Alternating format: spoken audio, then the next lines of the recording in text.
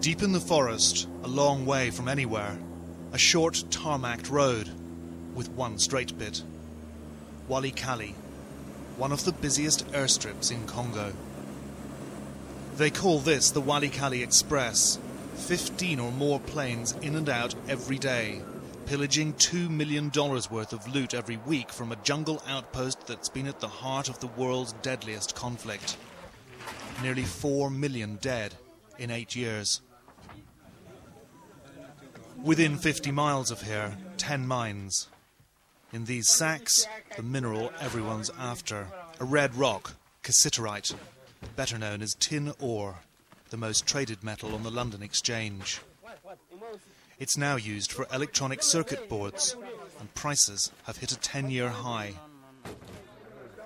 Here, the battle is on for control of the mines and the trade.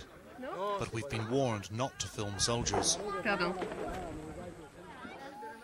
The UN's here, but they don't venture far from base. Peacekeepers have never set foot in the mines. Yet it's the plundered ore that fuels the conflict by buying more guns. Civilians continue to die, 1,000 a day. The crisis festers like a tropical ulcer. There has been a lot of fighting in Walikale and it's affected everyone. During the war, they were all forced to flee into the jungle. And you can only imagine what it was like. No water, no food, no help. There were bad times. Thousands of desperate people had abandoned their farms and fled to the mines, but few had come back. So what was keeping them out there in the jungle? The biggest mine, BCA, was said to be lawless and remote, 40 miles through the forest. Even Buto Muiso, the head of the government's mining division, had never been there. Like him, we wanted to find out who was in charge there and who was making the money. We were told we might reach BCA in 1 day, maybe 2. No Westerner has made this journey before. Throughout the trek, we were to catch fleeting glimpses of government soldiers making their way towards the mine. At BCA, we were told, they are the predators. This primary forest was for more than a decade infested by genocidal killers and half-starved militias until they were routed by the Congolese army just a few months ago. The trail was rugged and arduous, but it's busy as a motorway. 4,000 porters ply this route carrying sacks of rock heavier than they are. Each of their 50-kilogram packs of cassiterite is worth $400 on the world market. Government soldiers often force porters at gunpoint to carry the rocks free of charge. If they're lucky, though, they can make up to $5 a day. Prince was a merchant until the last marauding army burned and pillaged BCA and stole all he'd earned. Like everyone else, he had to start from scratch. I'm exhausted. I am carrying 50 kilos. I have a wife and 2 children. But we don't earn much and we endure many hardships. Sometimes you end up with no pay at all. You could die along the way too. When you reach BCA, you will see the graves of porters like me.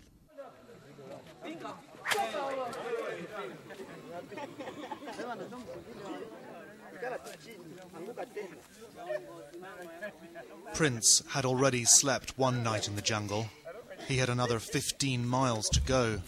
If he was to make it to Walikale airstrip by sundown, he had to get moving. Other porters are eager to share their tales of hell. Hundreds, they told me, had been killed in the last bout of fighting at BCA between crazed militias I'd not even heard of. Not one of them knew their cassiterite was destined for the electronics industry in the rich world. One man claimed he knew. It goes to America, he said, to rebuild the Twin Towers and the Pentagon. The trail, unforgiving, wound on and on, up and down, for mile after endless mile through the humid forest. After 9 hours, we arrived at a jungle clearing, in which was a squalid encampment. We were still a long way short of BCA. So we're here in the jungle for the night, alongside all these cassiterite porters and we're just putting up camp here. We passed hundreds of the porters on the trail today, all carrying their great big 50-kilogram sacks of rock. And I've got to say that the electronics industry for which their rocks are destined seems a million miles away from here. The dank air reeked of stale sweat and exhaustion. The porters ate their only meal of the day. It rained all night, but no one seemed to notice, for at Koba camp, we sleep like the dead. At dawn, the cassiterite porters moved on, and so did we. Late morning, an ambulance passes by. Too sick to walk, this woman faces 2 or 3 days on this porter's back before she reaches a small hospital only recently reopened by Médecins Sans Frontières. 5 hours into day 2, we stumble across a graveyard in the jungle, as Prince the porter had said we would. We knew we must be close to BCA. Here lay victims of war, starvation, overwork, malaria, typhus and cholera. By a river, the first signs of mining. We've been told there are around 6,000 miners here. At this point, the trail goes straight up. No one had seen the likes of us in these parts before. As we near the top, work stops as they gather to stare. In the absence of any mine management, government soldiers rule here by gun law. By the time we'd got to the top, all the soldiers had removed their uniforms and hidden their guns.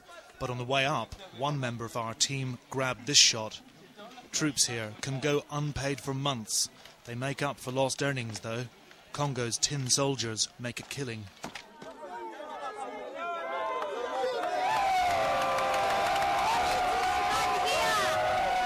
The miners were cheering because word had gone round we'd come to help end their plight. Among them, looking on, the malevolent presence of soldiers. It's just that we don't know who's who.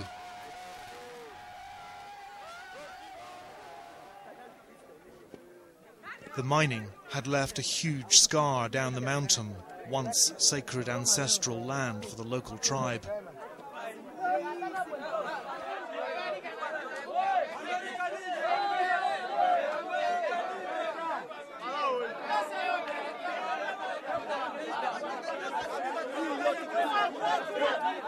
Most of the work goes on deep underground. Well, this is it, cassiterite. It's tin oxide. It looks like a rock, but it's much heavier. It feels like a chunk of metal.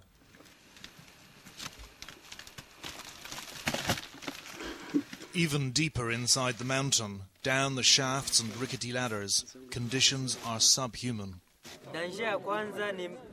In the hole, you have to crawl and squeeze and suck in your belly to make it through. The next danger is the huge rocks above. Often they bury us, and once they move, it's instant death. Then there is the darkness, and there is no air. Once you get down more than 200 feet, the airflow stops altogether. It's up to you to figure out how to breathe.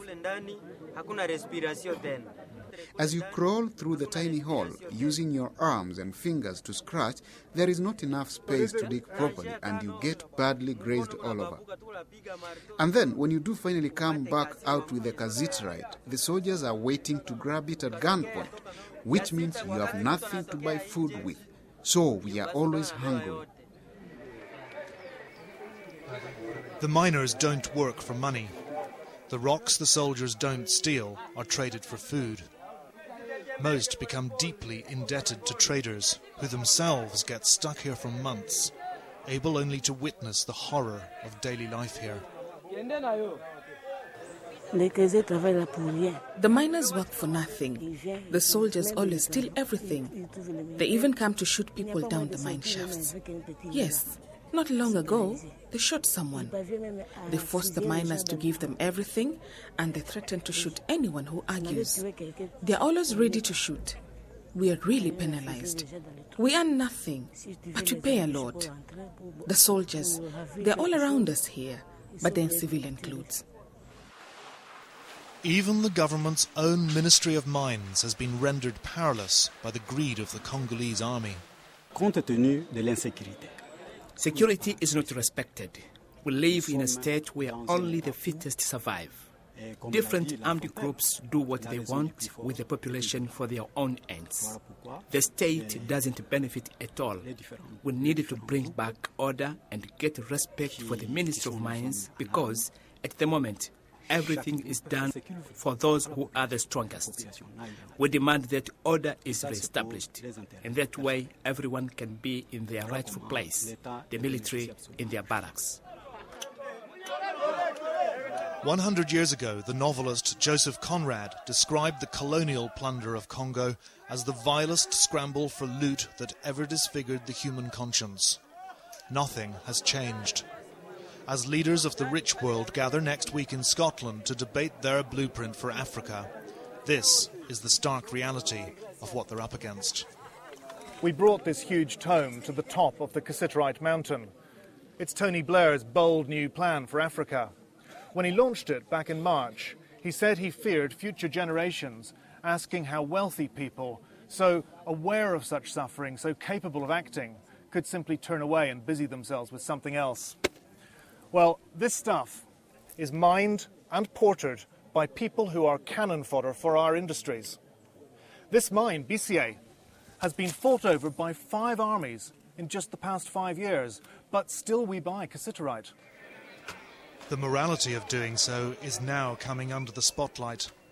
Having seen what goes on here, we wanted to track down a British company that's one of the 2 biggest importers of cassiterite from mines around Walikale. Down on the airstrip, it was business as usual.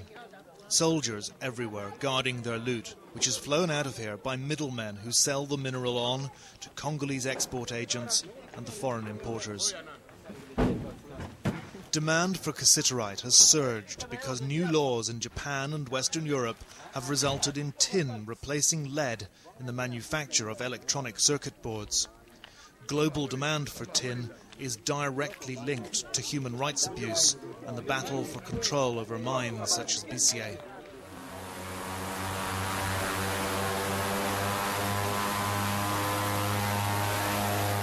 Destination, the provincial capital, Goma. Old Russian plane, Ukrainian pilot, no seats.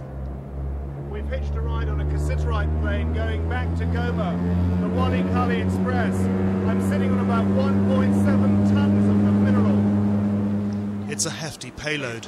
Some planes don't make the corner.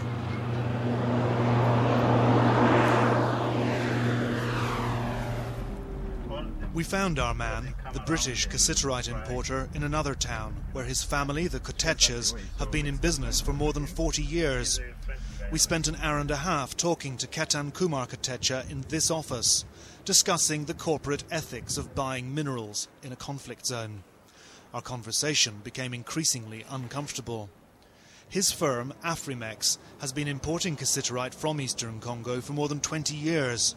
But Mr. Kotecha refused to go on camera, agreeing instead that I could represent his views in our report. I was about to do exactly that when the provincial security chief arrived. Est-ce que vous avez l'autorisation de filmer la ville ici? Le filmer quoi? L'autorisation. Non, Congo. Non, il faudrait passer chez nous, ça on ne peut pas accepter. Okay. Gotta go to the station. At police headquarters, we were questioned and our camera and passports were confiscated. We were released without charge the following day and put on a boat back to Goma. We could only speculate that Mr. Ketan Kumar Kotecha, a powerful man, had had enough of our questions. Now, what he did say to us yesterday in his offices and in defence of his interests in the cassiterite trade was that what he was doing was absolutely legal. He said, and I quote, "Yes, salary structures are very low, but it's better that miners and porters earn something than nothing. If I didn't do it," he said, "someone else would. I'm not here to be some kind of moral saviour." But it's a moral saviour that Congo needs. It's powerless, impoverished people at the mercy of other people's greed. Things are so dire here that there is no expectation that life will ever get any better, whatever the rich world's leaders think they can do. Congo's government can't control its own army or protect its own people. A people left to scramble in the dust, cursed by the riches under their feet.